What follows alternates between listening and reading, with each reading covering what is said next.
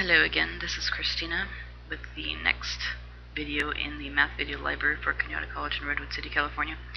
Here is my email address that I created specifically for these videos, so if you have any questions, comments, concerns, or requests for problem solving through the video format from any class at Kenyatta College, math class, feel free to send an email. Can't guarantee anything, but we can always try. Right now we're going to do a video on proportions. Previously we had done a video on ratios, which included rate, unit price. Now we're going to talk about proportions. This is a statement that two ratios are equal. It'll look like two fractions with an equal sign in between them. So a lot of the questions might ask, is this a true proportion? So does 1/2, in other words, equal 4/8? Well, you can sort of look at it and say, well, 2 times 4 is 8. Now 1 times 4 is 4, and since we multiplied both the top and the bottom, numerator and denominator, by 4, therefore this statement is true. But what you want to start getting into the habit of doing is cross-multiplying. Bring up my tools. Good. Different color. So you want to cross-multiply. You're going to do 1 times 8, which we did over here, and you want to do 2 times 4, which we did right here. If both of those equal the same thing, which they do in this case being 8, then it's true. So what if they don't give you the fractions, and you have to actually come up with the fractions yourself? This is where it's helpful to know how to write ratios, which we did in the last video. 4 is to 3, 4 fraction bar 3, as equal sign, 8 is to 6, 8 fraction bar 6. The question is this true? Again, we want to do our little cross-multiplying trick. And don't confuse cross-multiplying with cross-canceling, which is something when you multiply fractions with. Right now we're cross-multiplying. So we have the 4 times 6 and we have the 3 times 8. They both equal 24. It's a true statement. Well, we've got a lot of true statements happening so far. So the question is, are all proportions true? Probably not. So doing our little reading the problem, 15 is to 7, 15 fraction bar 7, as equal sign, 45 is to 22, 45 fraction bar 22. So cross multiply, 15 and 22, check, 7 and 45, check. Do those equal each other? Well, let's bring up our handy dandy virtual calculator and just confirm what's happening here. We have 15 times 22, which equals 330, which is what I wrote down. 45 times 7 equals 315. Doesn't look like it. It looks like this is a false proportion. This does not equal that, therefore it's false. So those are going to be some of the questions, more basic questions that you get asked. We're going to work on some more complicated word problems. So this one's kind of relevant given where we are, that this is a college. In a certain college, the claim is made, not here that I'm aware of, that there are only 22 students per instructor.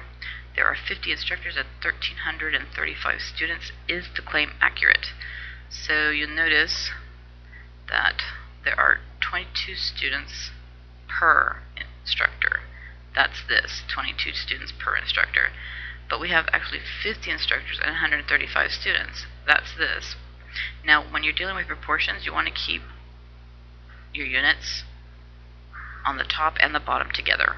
Okay, so students is on top, instructors are on the bottom. They can put the instructors on top, students on the bottom, using the term numerator and denominator. So we're going to do our little cross-canceling trick. 22 times 50. Okay, that's this one. Or 1 times 1,335. 1,335 is a big number, but 1's not, so we know the answer to that is 1,335.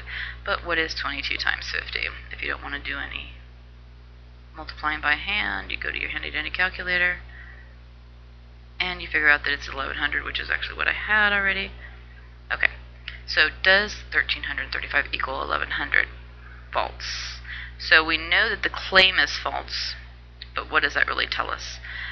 What if the actuality ends up being better than the claim? That's where we need to find the unit rate, which we talked about in a prior video. So we know that we have 1,335 students for 50 instructors. We do a little long division, or use your calculator. 1,335 divided by 50 is 26.7, which is what I've got here. 26.7 students per one instructor. So now the question is, when we were comparing Ratios earlier, which one is better? 22 students for one instructor or 26.7 students? 0.7 students for one instructor. Well, most students are going to want fewer students per instructor, whereas most schools probably want more students per instructor to save money. So I guess it depends on who you're asking whether or not it's better. But either way, the claim is false, right? The proportion was false. So we're going to solve some proportions using basic algebra. We've learned in basic algebra that a variable is a letter that represents an unknown quantity. Example, you're trying to save money for school and you decide to work a summer job that pays $300 every 2 weeks. Your plan is to work 9 weeks. How much money will you be able to make at this summer job? So lots of words there, lots of numbers. What's happening? Okay, $300 every 2 weeks. So I've got the $300 and I've got the 2 weeks. Okay, again, dollars on top, weeks on the bottom. So over here, it's going to be dollars on top, weeks on the bottom. Your plan is to work 9 weeks, so that's given to us. What we haven't been given is how much money will you make. That's why there's an X right there. So we're going to go cross multiply. I'm going to stop circling these things because it makes it too messy. But 2 and X equals 2X. 309 equals 2700 down here. So then we go to our handy dandy calculator and we're like, well, 2700 divided by, which most of you could probably do in your head, 1350, which is, look at that, that's what I get. Okay? So it's not 1350 apples or oranges or bananas, it's $1,350. So you plug that 1350 back in for X, and that completes your proportion. And you can always check it. 1350 times 2 better be 2700, which is what 300 times 9 is. So you're going to make $1,350 in 9 weeks. That's how you'll know how much money you're going to be able to save over the summer.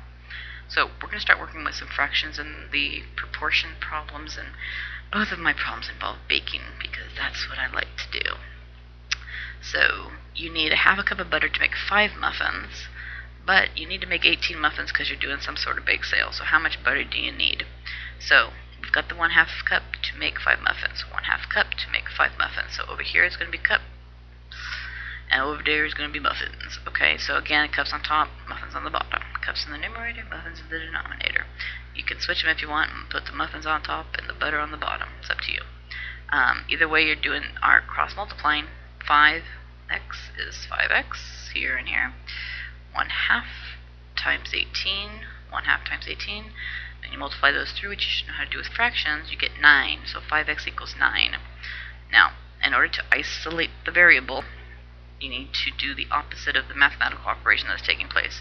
When there's a number sitting next to a variable, it's multiplication, so the opposite of multiplication is division. So we're going to divide this by 5 and divide that by 5, and that's how we get 9/5. Now, right off the top of my head, I don't know what 9/5 of a cup looks like because my measuring cups stop at 1 whole cup. So we change this improper fraction